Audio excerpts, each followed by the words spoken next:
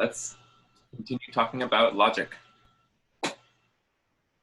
So just to briefly give some context and review what we went over last time. Before,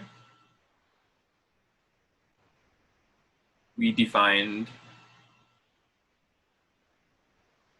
a proposition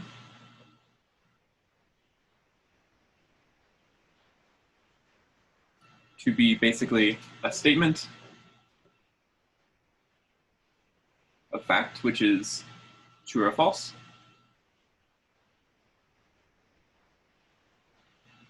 So this is the basic building block of our logic that we're going to be using. And then we defined logical operators and equivalences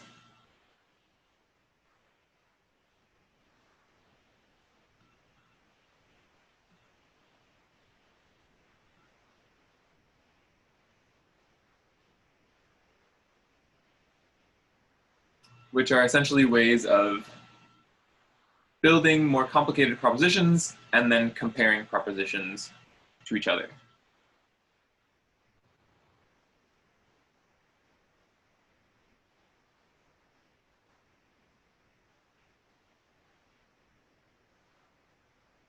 So today, we are going to sort of further expand the scope of our propositions, expand the scope of how many different things we can say with our propositions by talking about propositional functions and quantifiers. So expand our scope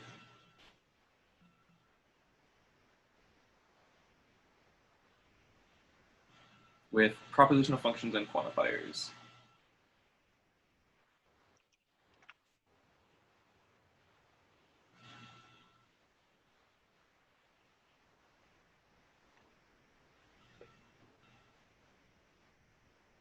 So that is some context. That's a little outline. So let's get started. And we will start by defining these two things. So today is going to be basically similar to yesterday, another day of defining things and giving lots of examples. So a propositional function, what is this?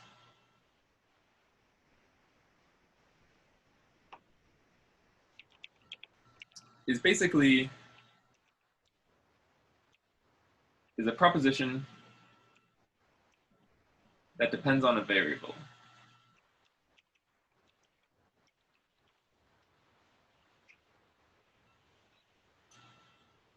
So for example, a lot of the examples that I was giving last week can maybe be more properly understood as propositional functions.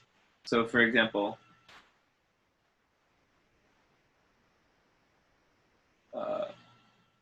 the statement 3 is greater than 2. This is a proposition.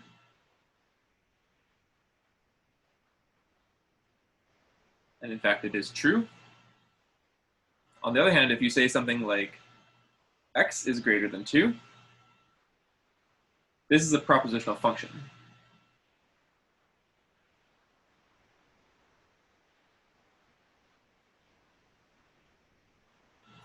So basically, we need a value for x to decide whether it's true or false.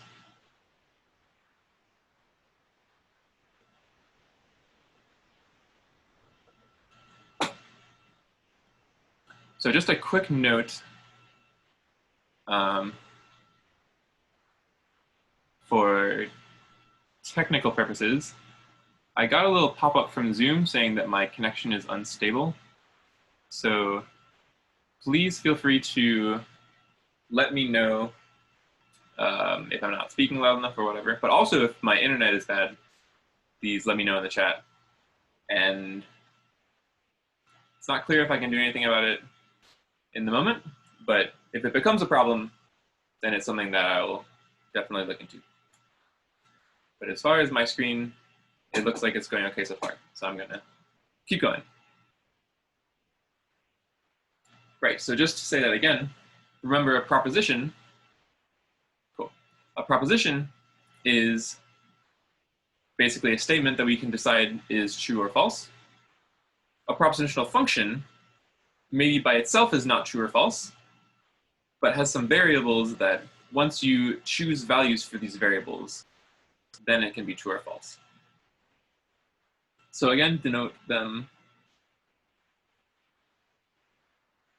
like many things. We will denote them by letters.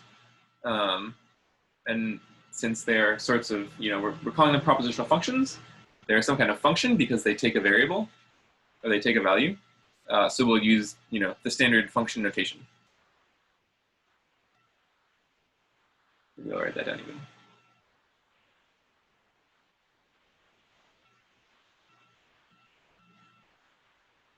So for example,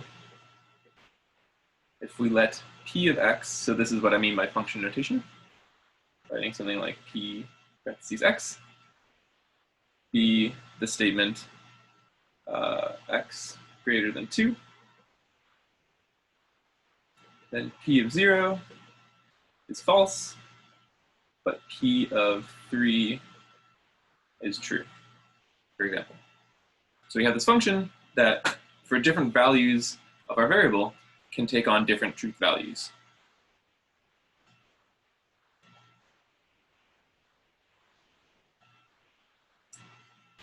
So this is what a proposition function is. Let us now define a quantifier. And to give some context for what this is and why we care, basically we're in a situation now where we're talking about, we have a proposition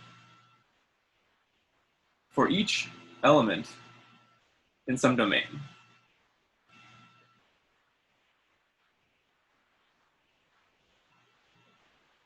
So in our example above, p of x gives a different proposition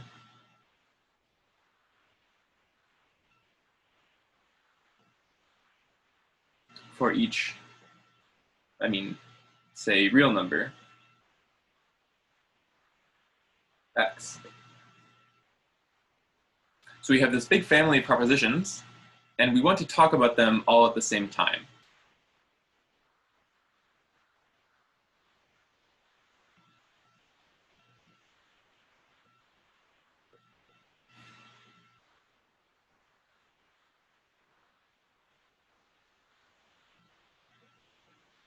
Okay, and this is what quantifiers are basically for.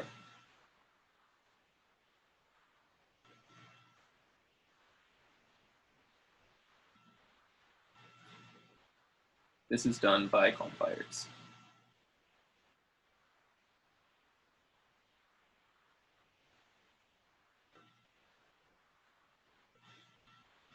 And just as a quick comment on the name, I think it must be related to the word quantity, because the idea is that you have a bunch of things, you have a bunch of real numbers, you have a bunch of integers, whatever it is that you're dealing with. You have a bunch of real numbers, and you want to know how many of them satisfy a certain proposition. All of them, some of them. So it's about quantity in some sense.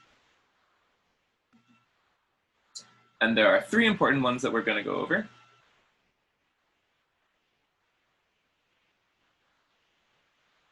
Or really, 2 important ones and 1 sort of similar one. And they are, for all, there exists, and there exists unique.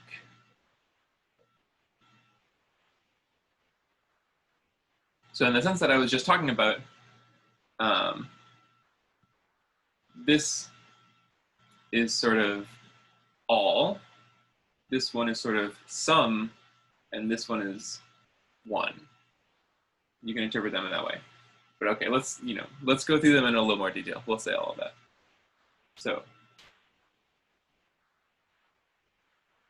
for all. So this guy is denoted by an upside down A. Although, as usual, I will not use this too much. I will mostly stick with writing the words, and I encourage you to do the same. But there's some situations where it's useful. And it is also, you will sometimes hear it called the universal quantifier.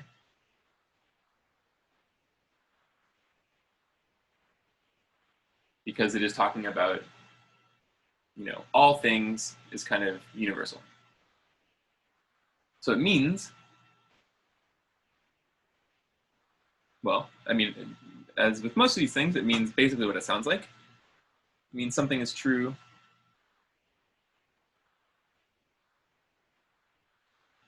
for all elements in a domain.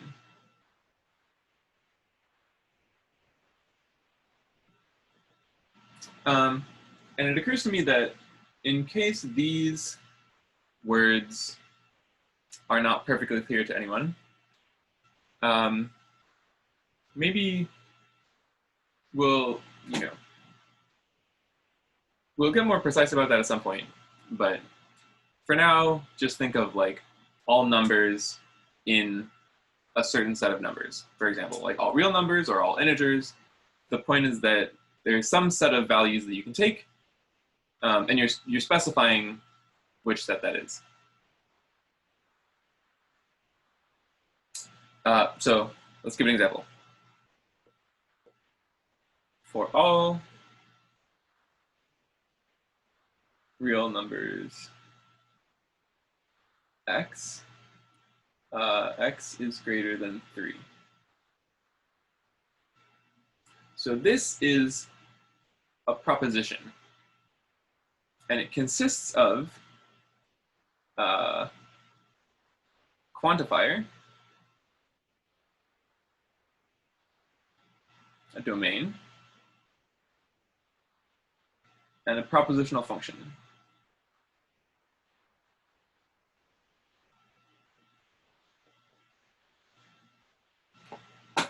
So I was saying that propositional functions by themselves are not technically a proposition in the sense that you can't decide if they're true or false. One way to make them true or false is to choose a value, but another way to make them true or false is to add a quantifier. So you're saying something about the whole domain rather than about a specific element. So now this is a proposition about the real numbers as a whole. And of course, this proposition is false. There are real numbers which are less than 3. Very deep statement.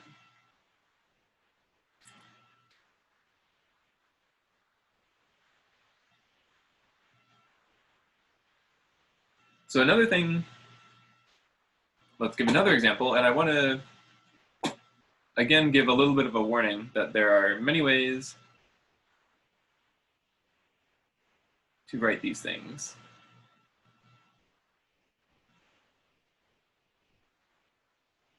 So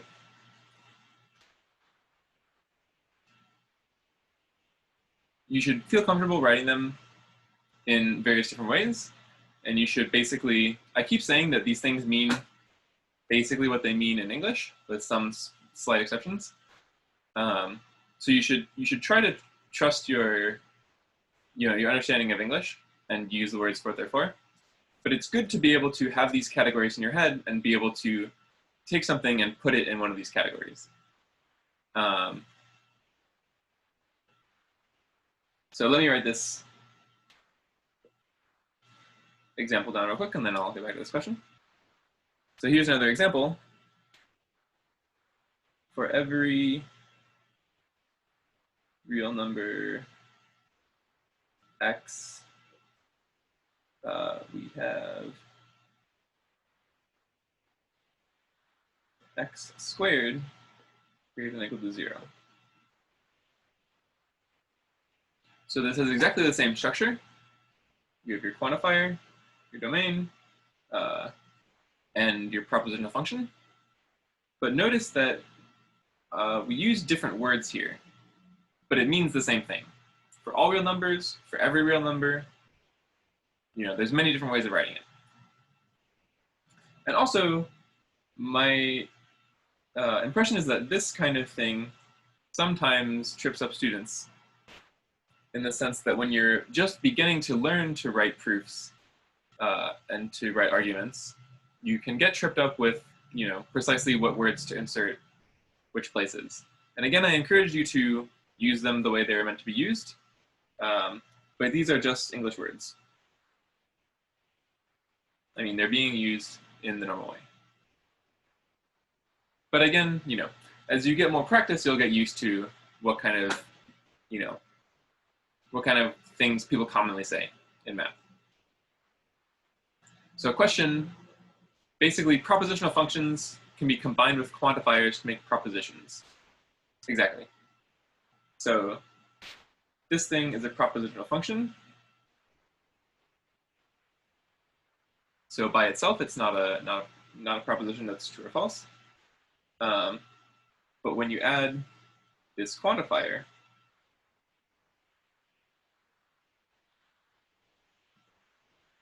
then yeah, the whole thing becomes a proposition. So you can label it as true or false. And actually this one is true, I think, right? Every square is 0 or bigger. So this is for all.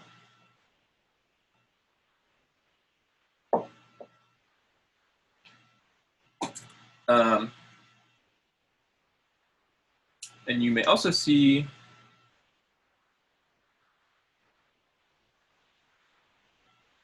just to give an example of the other notation that I introduced. For example, if you let p of x denote x squared greater than or equal to 0,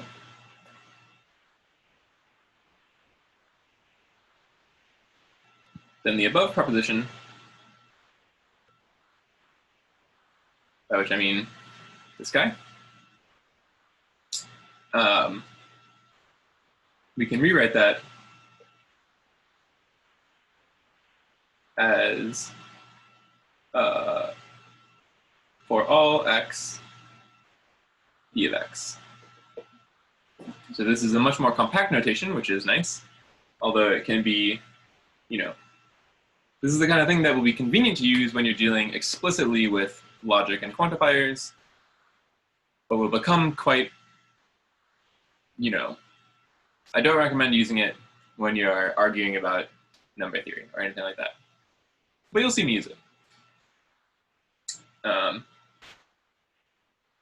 And in case it's not super clear, it corresponds to, this part corresponds to this part, the quantifier, and this part corresponds to this part, the propositional function.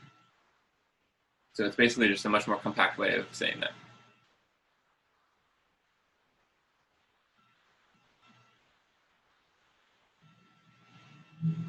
All right, let's move on to,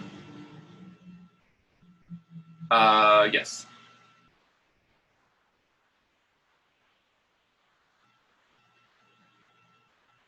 So this, yeah, if in case I misspoke, this is a propositional function. Technically not a proposition. Great. Although if I'm being honest, the distinction between propositions and propositional functions is a little bit subtle, and you may hear me mistake it, and that's probably because I don't think it's too harmful to ignore the distinction. But I'm trying to be explicit about it right now, just to make sure everything is as clear as possible. So thank you for the reminder.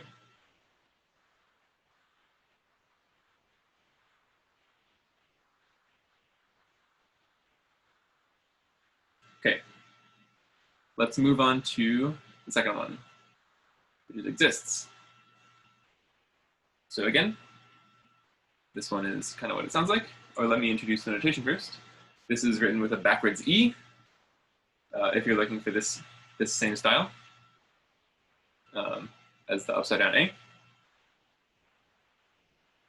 And it is called the existential quantifier.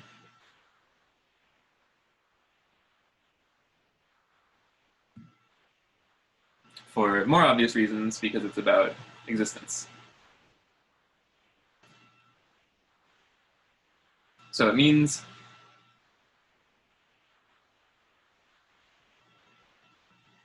something is true for at least one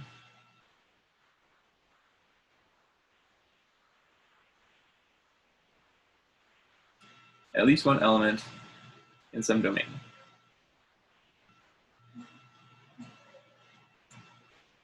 So again, a couple of examples.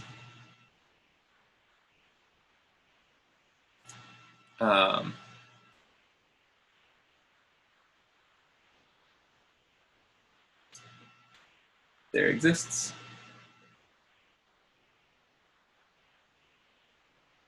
a real number x such that x is greater than 3. So again, we have exactly the same structure. Here you got a quantifier. Here you have a domain. And here you have your propositional function.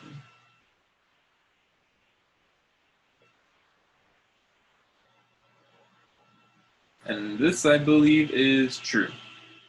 So it's not true that all real numbers are greater than 3, but it is true that at least one of them is. And as another example, again, of how you can write things in different ways, but that still mean precisely the same sort of existential quantifier. Here's another example. There is a real number, x, satisfying x squared less than 0. Okay, so this is false. And, okay, so again, I changed this language up a little bit, and I changed list language up as well, but they're meaning exactly the same thing. You know, the only significant difference is exactly the propositional function that we put at the end.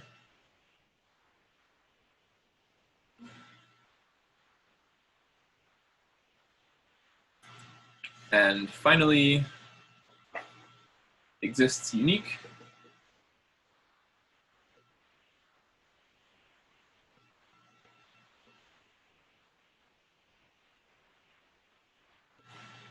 Floppy with right in there.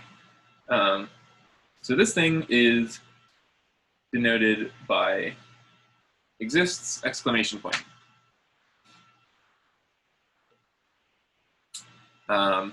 And maybe you can call it the uniqueness quantifier.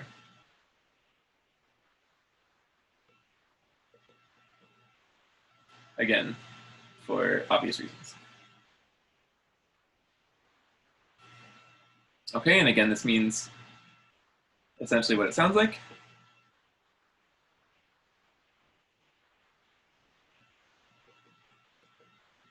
It means something is true for exactly one element.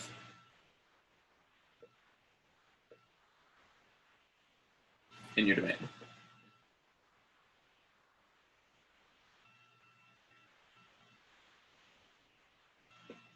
So some quick examples. There exists a unique real x with x squared greater than 0. So this part is playing the role of quantifier. I have abbreviated our domain, but I mean the same thing, real numbers. And here's our propositional function.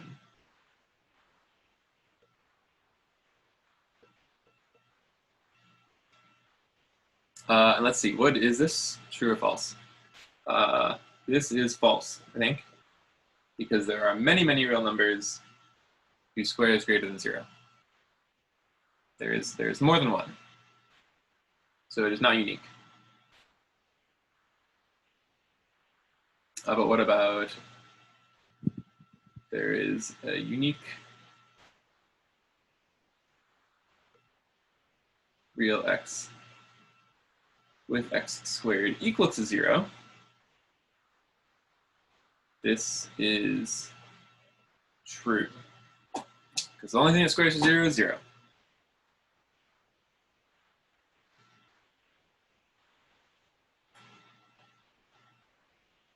So these are our three quantifiers that we will be seeing commonly. And allow me to make a couple comments about them. So, important note, the domain matters very much. Don't ignore the domain.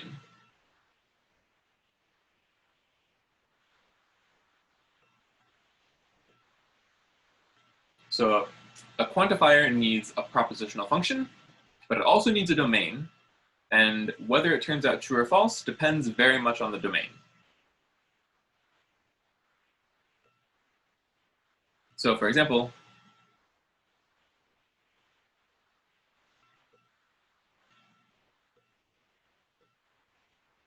if we claim that for all real numbers x squared is greater than 0, this will be false. But if we change the domain, we can make it true, right? If instead we say for all positive reals, x squared greater than 0, now this is true. Or you could even replace it with all non-zero real numbers. That would also be true. So a quantifier takes a propositional function and a domain, and they are both very important for determining whether it is true or false. So that's what I want to say about quantifiers for now. I want to take a quick second to go on another little field trip and show some examples of these things. So first of all, let's check out the old thesis Sander is writing. And I just want to sort of show you that these things will show up all the time, everywhere. So again, it may not be clear what any of this means, but if you just look at the structure of this lemma that is at the top of the screen, you will see that it's saying for all something, there exists something else such that for all something else, I mean, this thing is just like full of quantifiers, right? They're really essential for expressing mathematical thoughts. And I think if we go to the next thing, look at that, more quantifiers. So if some property is satisfied for all some kind of functions, then we draw some conclusion. This is completely ubiquitous. And the analog in computer science is not quite as direct, but there's still some analogy between quantifiers and loops in computing. So, for example, saying something like for all can be understood in analogy with using something like a for loop in coding, which is if you're familiar with computer science, you will know that loops are, again, totally ubiquitous. You use them all the time. Or maybe if you are Superfly, you use something like map instead, which is another sort of for all kind of thing.